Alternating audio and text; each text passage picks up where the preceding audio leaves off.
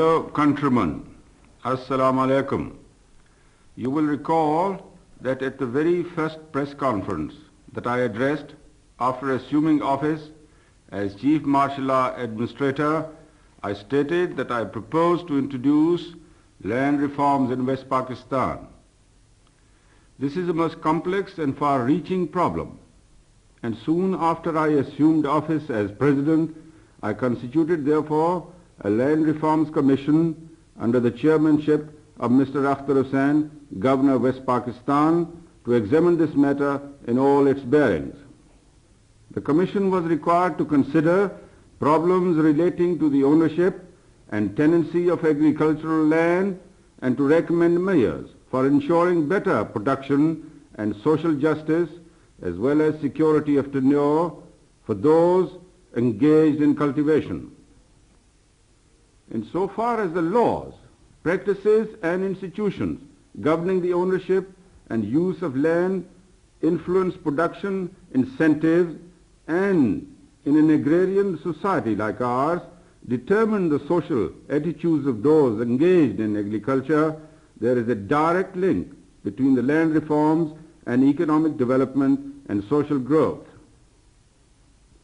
It has been my feeling for some time that our low agricultural production and the general apathy of rural masses arose principally from the institutional defects in our agrarian structure and maladjustment in the terms on which land was being used for agricultural purposes. Ever since independence, politicians have talked of introducing land reforms in West Pakistan with a view to removing these defects and revitalizing rural society. But for reasons which you all know, nothing effective was done.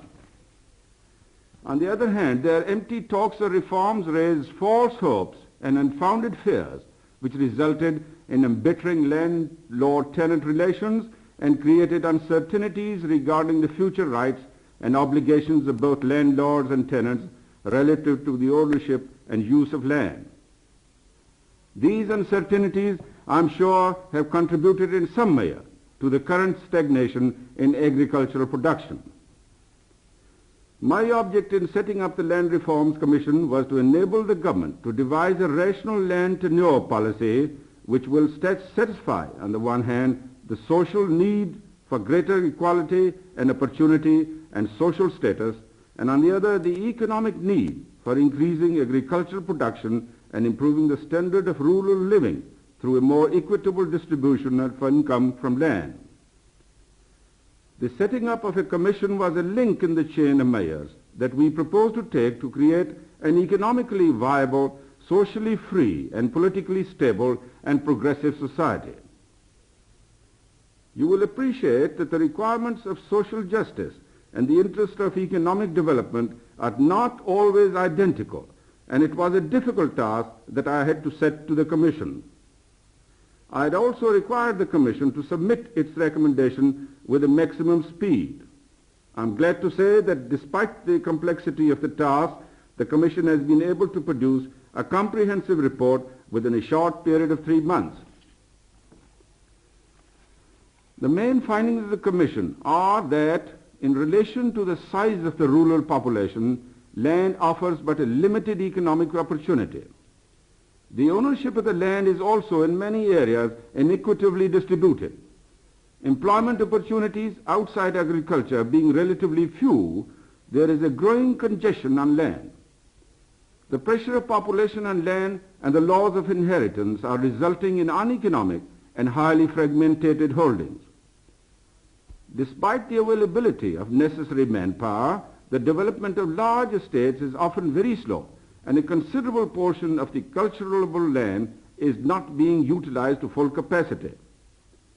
Ownership opportunities, because of the limited availability of land being few, resources of manpower are not being fully utilized. Tenants are generally insecure on the land. They are also denied a reward proportionate to the effort they make. Initiative and enterprise are therefore lacking.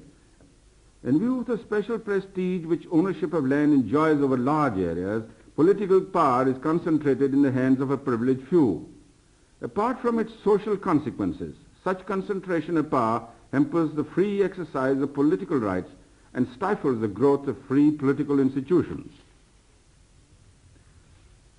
To remedy these defects, the Commission has recommended certain specific measures as a minimum program of land reforms. My government have considered the Commission's recommendations with great care and have taken a number of decisions. Details of these decisions will appear in the press tomorrow morning. I take this opportunity to briefly indicate some of the major decisions we have taken. These are as follows. First, no person will own or possess more than 500 acres of irrigated or 1,000 of unirrigated land. Existing landowners will, however, be allowed to retain such additional areas as well to which they would be entitled had the ceiling on ownership been fixed as equivalent to 36,000 produce index units, allowable in the case of refugees. They may additionally retain an area up to 150 acres and an orchard and alienate by gift a limited area to their heirs. Second, land over and above the ceiling limit thus fixed in each case will be resumed by government for redistribution to tenants and other deserving claimants. In order to avoid displacement of existing tenants and disruption of production, tenants already cultivating the resumed areas will be given the option to buy them on installments spread over 25 years. Third, the landlords will be paid fair compensation for the resumed lands in the form of interest-bearing bonds redeemable in 25 years. Fourth, occupancy tenants should be converted into full owners throughout West Pakistan. Fifth, tenants in congested areas will, as far as possible, be accommodated in the program for the colonization of state lands. Sixth, tenants everywhere will have security of tenure. In the event of ejectment, according to the process of law, they will be entitled to a fair compensation for improvement of land and disturbance of possession. An embargo will be placed on the enhancement of rents, and illegal exactions in the shape of fees of free labor or services from tenants will be eliminated. Seventh, all jogies will be resumed without payment of compensation and other intermediary interests will be abolished. Eighth, in order to prevent progressive fragmentation of holdings, division of holdings below a certain economic or subsistence level will be forbidden and joint management of such holdings will be facilitated by law. Ninth, immediate steps will be taken to introduce a province-wide scheme for the compulsory consolidation of fragmented holdings. A martial law regulation will shortly issue to give immediate effect to these measures. It would provide for the setting up of a provincial land commission with the governor as his ex officio chairman to implement these measures. You will see that the most important of these measures is the imposition of a low ceiling on individual ownership and the redistribution of land in excess of ceiling in each case to landless tenants and holders of uneconomic holdings on payment of a fair price in convenient installments. This measure will go a long way towards breaking up the present concentration of landed wealth in the hands of some 6,000 landlords throughout West Pakistan. It will narrow down the existing inequalities of opportunities and will go a long way towards encouraging more intensive use of land and productive investment by the actual tiller of the soil. When I first announced my intention to undertake land reforms, I made it clear that we were not seeking an emotional solution of this problem, but a scientific one. The steps we have now decided to take in order to bring about reforms are the most far-reaching that this regime has thus far taken. It was of the utmost importance, therefore, that we examine this problem in a most dispassionate manner and take decisions which, while eliminating social and economic injustice, would contribute effectively to the establishment of a progressive agricultural economy. My government's decisions, I claim, are designed to achieve just this result.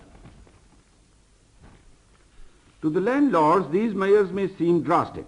I trust, however, that they appreciate the needs of the time. The history of other countries is before us, and we have to take a lesson from it.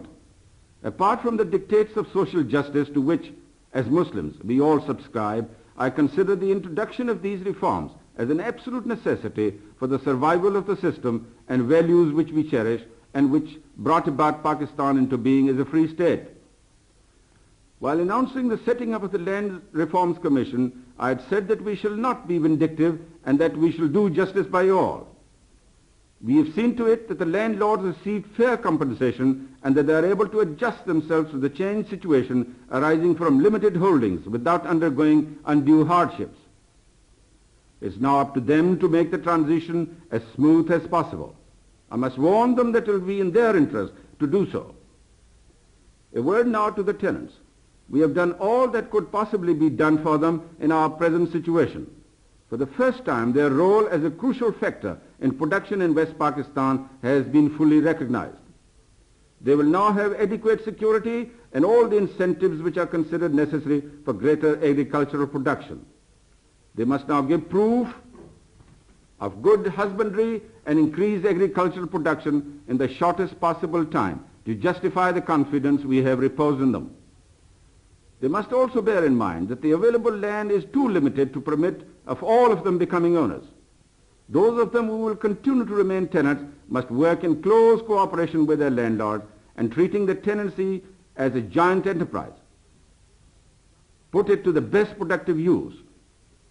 Finally, the tenants must understand that so long as government has not formally resumed the land of a landlord, status quo shall be maintained as regards the existing rights and obligation of the landlord and his tenants in respect of that land.